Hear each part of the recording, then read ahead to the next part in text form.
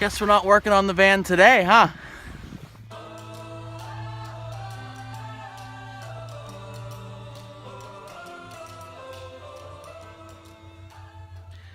What's going on, everybody, and welcome to another installment of my van build series for my 1994 G20 conversion van. This episode coming to you live from my sketchy basement. So, yeah, welcome. So, I apologize. It's been like almost 2 weeks since I posted a video. My life has been insanely crazy. I was been out of the state the last couple weekends. Last week, this past weekend, I was in Indianapolis with my music kids for a competition, and didn't get back until Sunday, and jumped straight back into work. And then my kids have their musical this week, so been working on that and different things. And as you can see, Winter Storm Stella has come and hit full force here in Western PA. So even when I do have a little bit of free time like I do tonight, there's not much I can do. So yeah, so that's kind of where I've been. So tonight, I want to show you a couple things. So first of all, the flooring for the van came in, and I posted a picture on my Instagram, if any of you follow me on there. If not, I'll show you that in a little bit. It's beautiful. It's exactly what I wanted. So the next step here is I'm going to be staining. I hinted to before, I'm going to be doing my own staining on the wall paneling. So I picked out the wall paneling that I want, and I'm going to test out a couple stains today, and I'm going to be doing an all-natural staining for this. And so it's going to be a little bit experimental, so this first piece of paneling is going to be a test piece.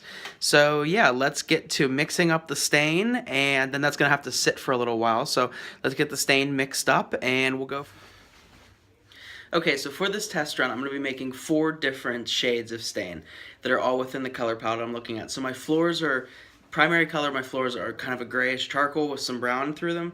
So I kind of wanted the walls to be a little bit lighter than that, so I'm looking at kind of like a maple, coffee-ish kind of color. So all these stains, all 4 of them, only have 2 ingredients each. And so what I did is I picked up these little kind of paint containers from Dollar General. I got 6 of them for $2, so I actually have 2 extras. And I picked up 2 bottles of regular standard white distilled vinegar. So this is going to be the base for all 3 of our stains, and this is going to extract the color from the different elements that we're using and what we're going to use to apply on the wood. As for my colors, the 4 that I picked are, first will be black tea, all natural. This is just, again, from Dollar General. Instant coffee, I got because I feel like it kind of breaks up a little bit more and might give more of a kind of mocha chocolatey color. And regular coffee, breakfast blend, just what I picked. So I'm going to try to see what I can get out of all 3 of these. As for what this is all going to be going on, I've chosen this as my wall paneling.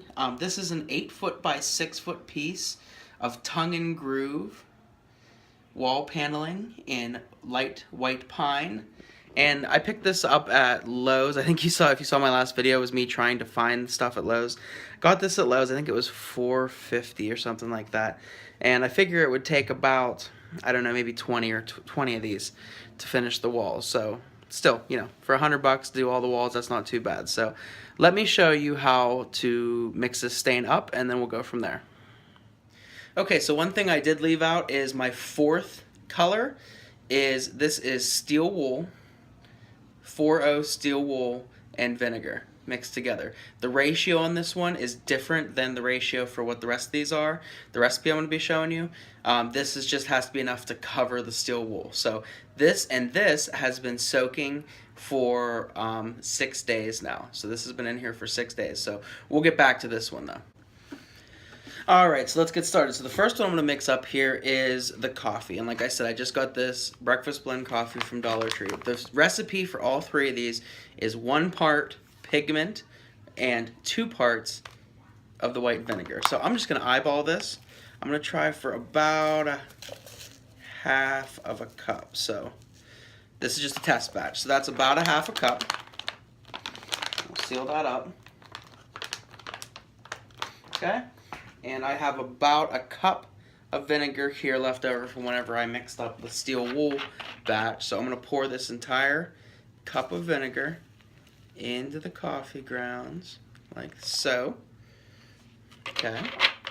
And then the lids, by the way, on these, if you get them, they kind of suck, so just be careful with that. I'm going to put the lid on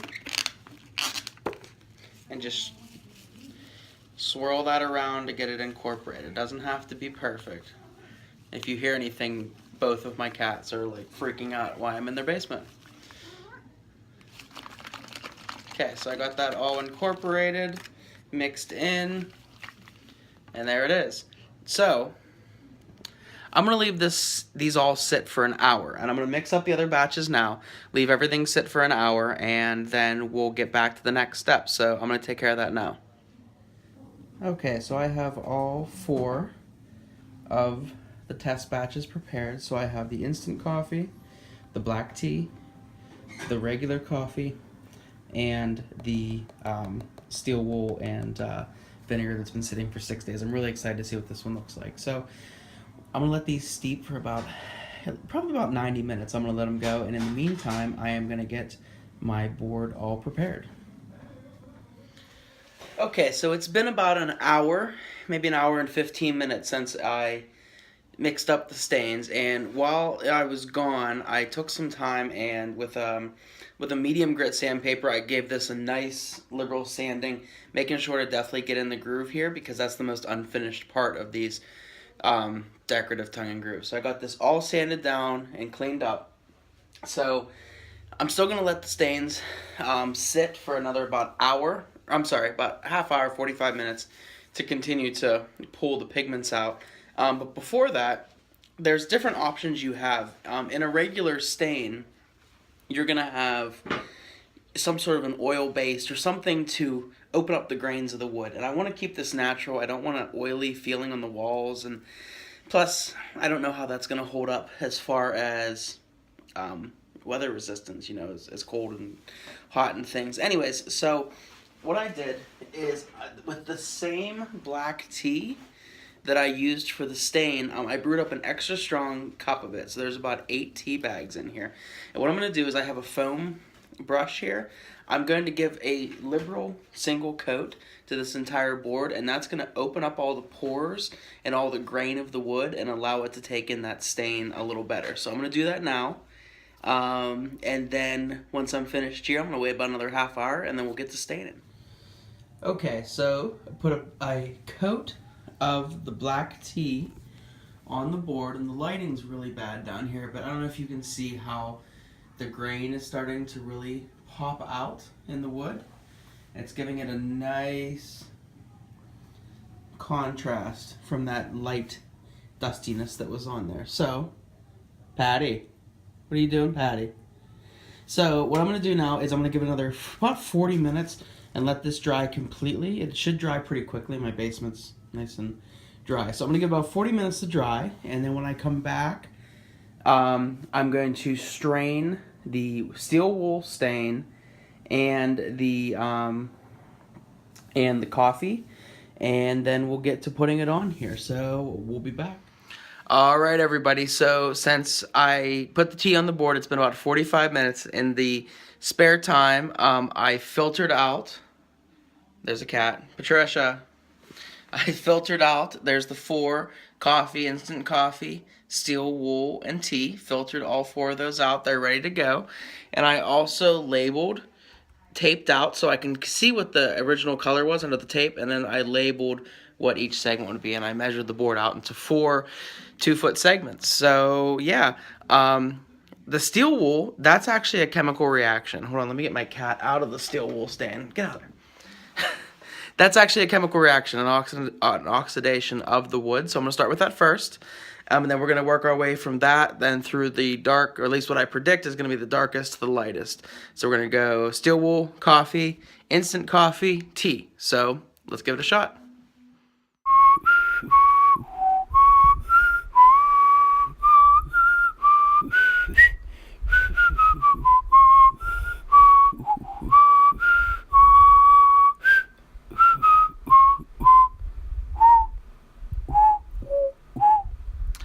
All right. Alright, so I have gone through and I put down 2 coats, 2 wet coats down on each of the different stains, the instant coffee, regular coffee, tea, and steel wool. So I'm going to let them dry for like an hour before I move on to any more coats or see what I need to do.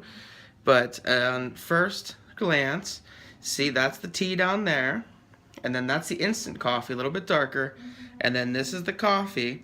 And not to put, you know, cart before the horse, as they say, but look at this beautiful patinaed color that came out of the steel wool.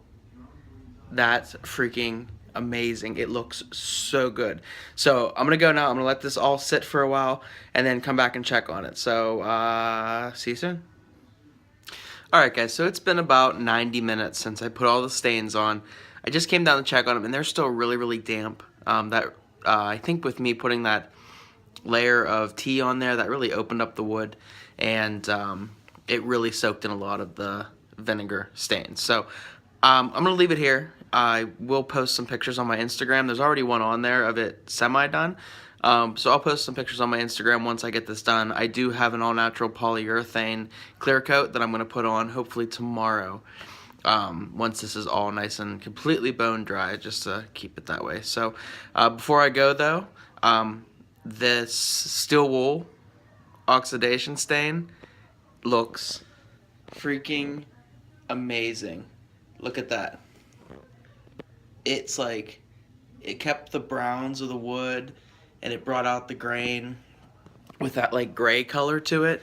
It's perfect. It's exactly what I wanted. So I'm going to stain polyurethane or clear coat the entire board because I really want to see what the other ones look like when they're clear coated, because that's really what's going to be the telling factor when it comes to staining this. But yeah, so I will post some pictures on my Instagram. I also have a Twitter. You could feel free to follow me on there.